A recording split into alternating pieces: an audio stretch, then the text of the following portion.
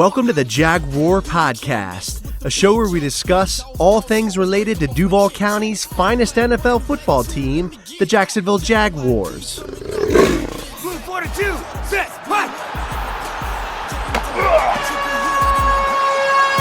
Duval, baby!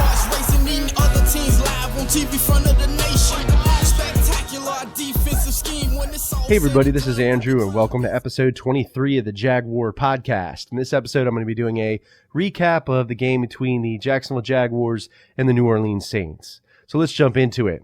Unfortunately, it is Misery Monday. Jacksonville lost this game to the New Orleans Saints, 13-6.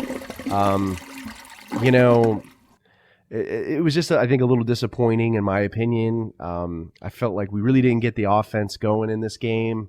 The defense actually surprisingly showed up and played a lot better than I thought they were. We just couldn't pull away with the win. Gardner Minshew, he threw an interception, his first real kind of, big interception. It happens. It was a miscommunication between the wide receiver and him, but No!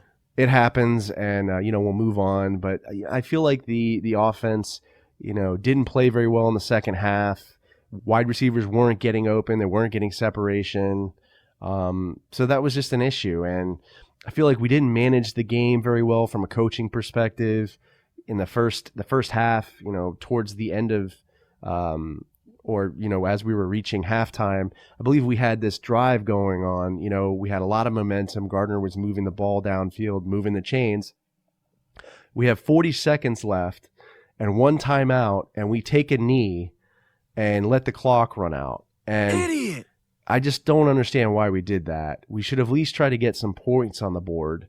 It was reminding me of the AFC Championship game in 2017. We were playing against the Patriots, and we were up by a touchdown, and we took a knee before the half and let the clock run out. And I never understood why we did that. And you can't do that with teams like the Patriots or New Orleans or Kansas City. You can't do that with teams that have a lot of offensive weapons and can score a lot of points. So I didn't agree with that call by Doug Marrone, but we'll see what happened. Hopefully we don't do that again in any other games. But I think we just didn't play well offensively, and we couldn't make the key stops, and we needed them on defense. We let New Orleans convert a 1st and 22. We gave up 22 yards and let them get a first down, and it's just ridiculous. Our defense has been very hot and cold, but I'm hoping we can play a little bit more consistently as we enter the second half of the season. But we'll see what happens. But let's jump into the offense a little bit. Gardner Minshew is 14 for 29, 163 yards, 1 interception. Leonard Fournette on the ground, 20 carries, 72 yards, averaging 3.6 yards a carry. Wish he got a little bit more production on the ground, but I guess he was getting kind of close to that 100-yard game. But I guess we had to go more to the air because we were behind. So that was a little bit unfortunate. But from our wide receiving core, D.D. Westbrook, 3 receptions for 53 yards. He had a great game. Leonard Fournette, 6 receptions for 46 yards. He caught a lot of passes, and that was great to see. I really think he's turning into that versatile back where he can do different things, catch passes and run the ball. So that was pretty awesome. DJ Chark, 3 receptions for 43 yards. He was very good this game as well. But the offense just couldn't get really clicking. Didn't really do much the second half, and that was pretty disappointing.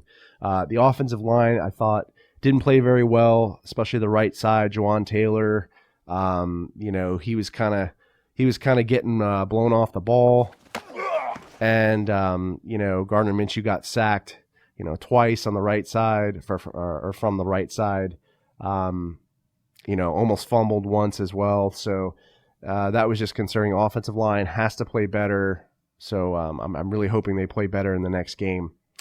From a defensive perspective, the linebackers played a lot better. Najee Good played great this game. 1 sack from him. Our defensive ends played really well. Josh Allen, 1 sack.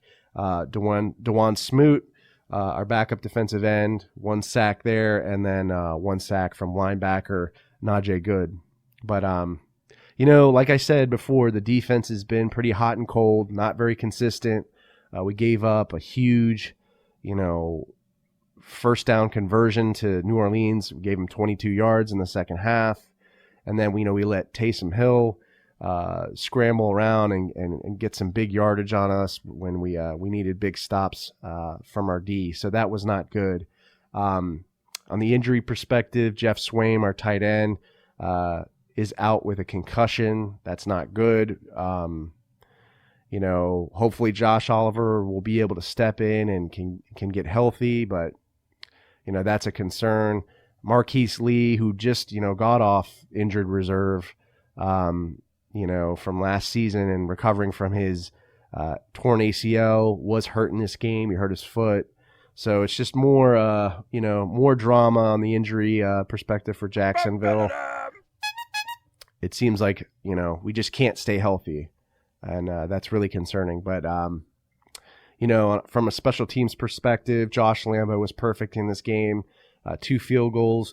Logan Cook had 2 really great punts inside the 20. So that was pretty nice. There was one where we were backed up in our end zone, and Logan just kicked the ball really well and got it out of there and got us out of a bind. So that was great. So I don't want to be a negative Nancy. There were some positive things from this game. I'm hoping that we can play better offensively in our next game against the Bengals. So stay positive, but let me know how you feel about this game. Leave a comment on the podcast episode or YouTube video. Give me a like if you enjoyed this episode. Subscribe to the YouTube channel. Go Jags, and I'll see you next time. Let me get that. JYD coming up with the big sack. Quarterbacks beware, we on the prowl. Game day night, you could hear it in our growl. Intimidation on to keep their hearts racing. Eating other teams live on TV front of the nation. Spectacular defensive scheme. This episode is available on the Jaguar Podcast YouTube channel. So if you stop by, make sure to subscribe and give this video a like. Also, these episodes are available on iTunes, Podbean, Spotify, SoundCloud, Stitcher, and other major podcast distributors as well. So if you don't mind, please leave me a review and some feedback. I'd really appreciate that. If you'd like to connect with me on social media, my Twitter handle is @JagWarPodcast. I'm also on Facebook and Instagram. This is Andrew signing off. Cheers.